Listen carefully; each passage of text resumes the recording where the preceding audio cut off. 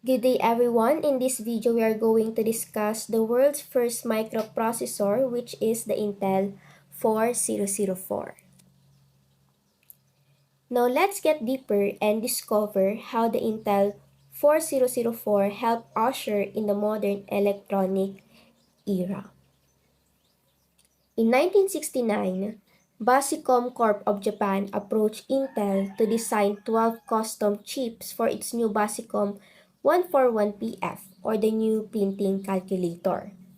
Basicom was looking for a partner who could integrate the semiconductors even more densely on a chip.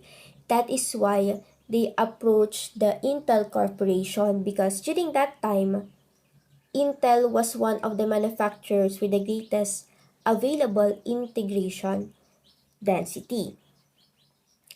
Intel engineers suggested a family of just 4 chips, including one that could be programmed for use in a variety of products, setting in motion an engineering feat that dramatically altered the course of electronic.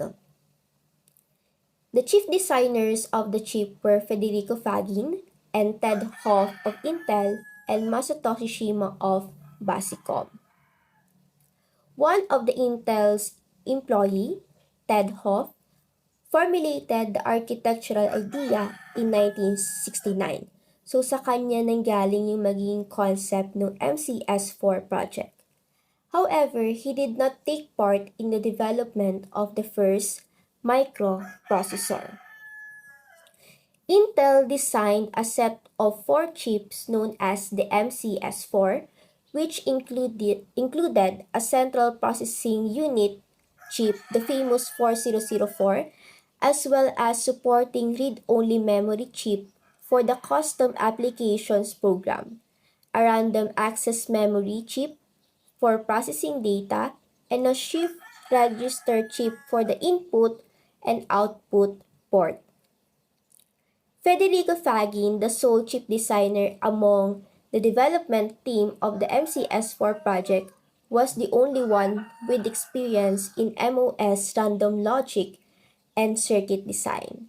So he created a new random logic design methodology based on silicon gate and contributed many technology and circuit design inventions that enabled a single chip microprocessor to become a reality for the first time. His methodology set the design style for all the early Intel microprocessors and later for the C-Log's C80. Intel purchased the rights from Nippon Calculating Machine Corporation and launched the Intel 4004 processor in its chipset with an advertisement in the November 15, 1971 issue of Electronic News announcing a new era in integrated electronics. Intel 4004 became the first general-purpose programmable processor on the market. So Intel became a building block to the engineer. The engineer could purchase and then customize with the software to perform different functions and wide variety of electronic devices. Intel 404 microprocessor is powerfully small even in 1971. This revolutionary microprocessor, the size of a little fingernail, delivered the same computing power as the electronic computer built in 1946, which filled an entire room. So imagine how powerful Intel 404 microprocessor is. It is small, but it merges all the CPU functions of a computer in a single component. And because of this, Intel 404 leads to the discovery of the modern computers.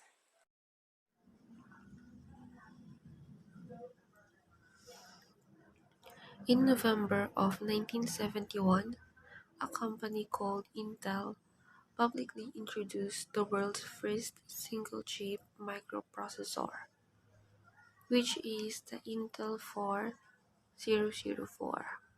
Way back in 1969, the first Intel 4004 microprocessor was produced on 2-inch wafers, which is smaller compared to the current standard or commonly used for today's products that has 12-inch wafers. That is why Intel 4004 is unique because it is one of the smallest microprocessor design that ever went into commercial production. Initial transistor count in 1971, the Intel 4004 processor held 2,300 transistors by an Intel Core processor with a 32 nanometer processing line. Second generation high-k metal gate silicon technology held 560 million transistors. 4004 used state-of-the-art silicon gate technology and this logic, a technique that Fagen perfected in 1961. This breakthrough allowed 4004 to have no less than 2,300 transistors and featured size 10 of micron. Slimmer than a human hair. We all know that human hair is very thin, which has 100,000 nanometer wide. But this Intel 4004 microprocessor circuit is more thin because its width is 10 microns or 10,000 nanometers. So it is says here that the Intel 4404 microprocessor circuit line width was 10 microns or 10,000 nanometers. Today, the circuit features of Intel microprocessor range between 45 and 32 nanometers. By comparison, an average human hair is 100,000 nanometers wide. So the first microprocessor 4004, which literally set the path for the modern computing era, was developed by Intel. It was meant to be used for the calculator and then it was evolved. So use and advantage. The maximum clock rating of Intel 4004 is 740 kHz. Its instructions cycle time is a minimum of 10.8 macro, 8 clock cycles machine or 8 clock cycles or machine cycle. Its instruction execute time is 1 or 2 machine cycle, which is 46,250 to 92,500 instructions per second. So, um, this this 4004 microprocessor circuit is very helpful because it can execute program from 46,250 to 92,500 instruction per seconds.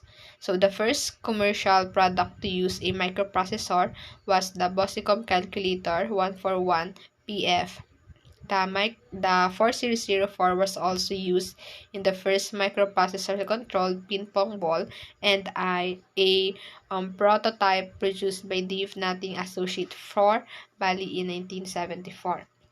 So another important and advantage of 4004 microprocessor circuit is that it could access 4 kilobytes of program memory and 640 bytes of RAM. This factor helps to enable the Intel 4004 to process over 92,000 instructions per second, which has an incredible level of capacity for early 70s. The first iteration of the CPU was the 4-bit feature of 2,250 transistors and cons based on PMOS technology or the PMOS technology.